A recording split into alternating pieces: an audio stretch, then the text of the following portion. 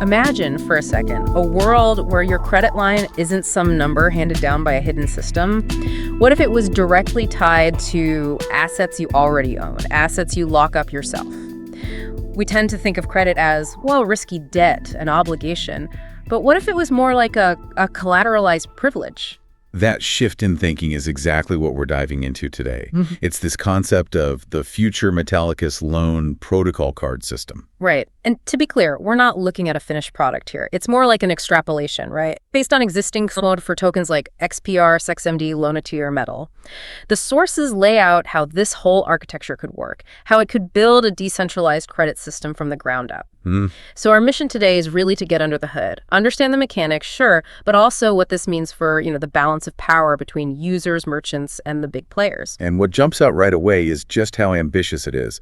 The core idea, the really big claim, is moving credit away from what the source material pretty bluntly calls debt slavery. Strong words. Yeah, and replacing that with a model based on collateral.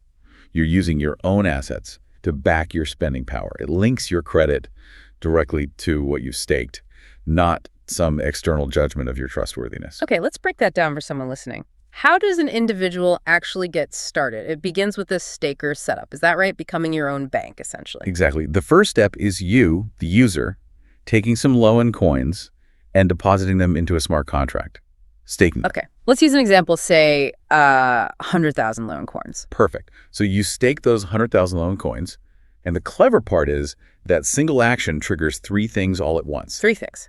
First, it locks up that stake as collateral.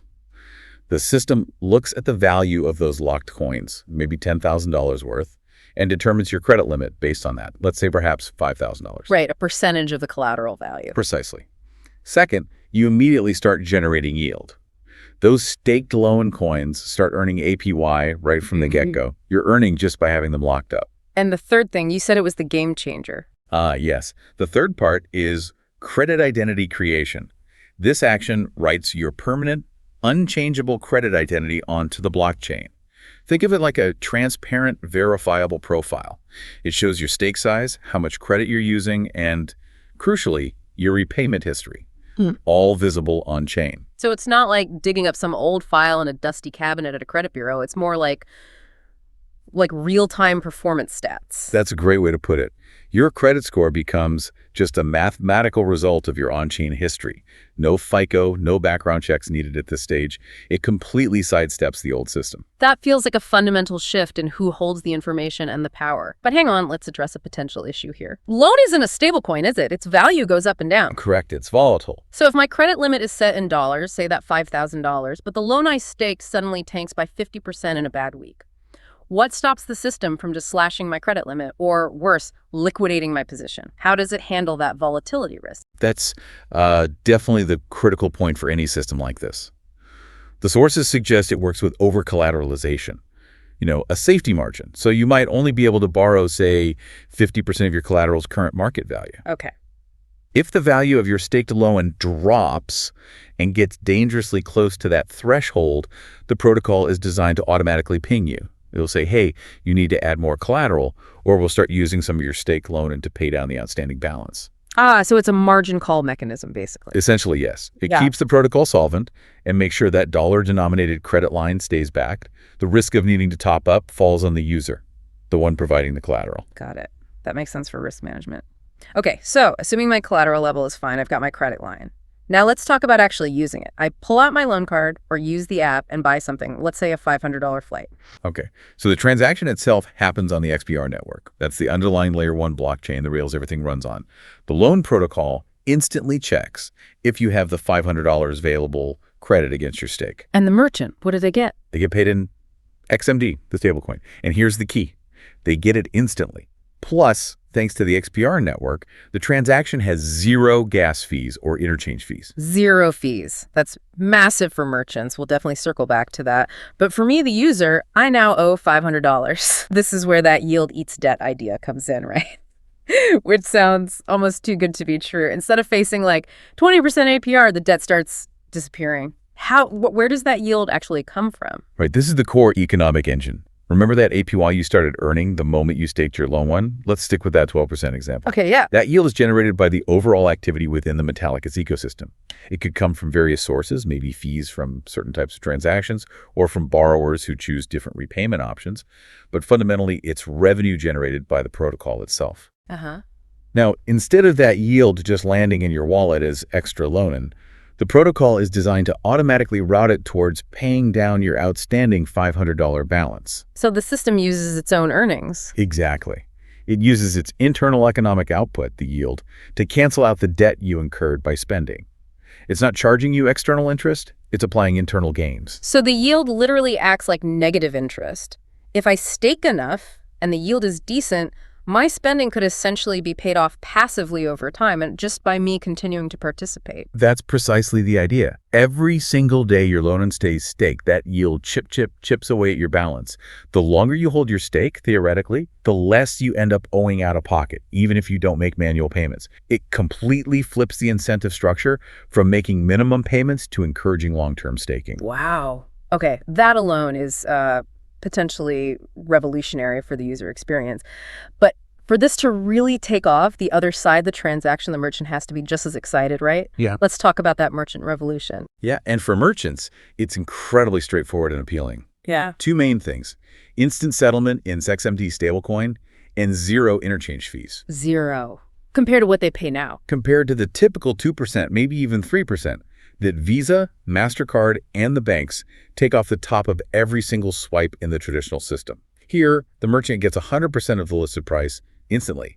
They can convert that XMD to dollars, hold it, or interestingly, even stake it back into the Metal ecosystem themselves for more yield. That 2-3% difference per transaction, that's not small change when you scale it up. That feels like a powerful economic hook for merchants to switch over alongside users wanting that yield-backed credit. It's designed to be, yeah. A dual incentive. Okay, so we have the user and the merchant. Now, how does this scale up to institutions? We've mentioned the Layer 1 XPR network and the XMD stablecoin. But the sources also talk about Metal, MTL, and these things called subnets or Layer 3s.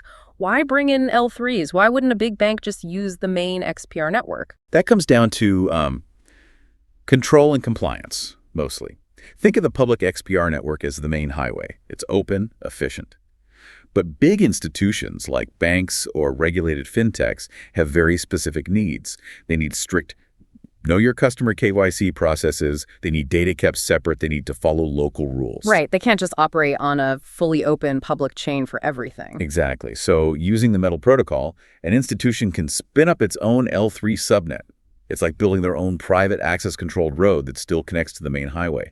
On their subnet, they can enforce their own rules, require KYC, maybe limit who can transact, tailor it to their specific regulatory environment. Okay, so it's like a customizable zone within the larger system. Pretty much. And crucially, each subnet could even issue its own branded stablecoin.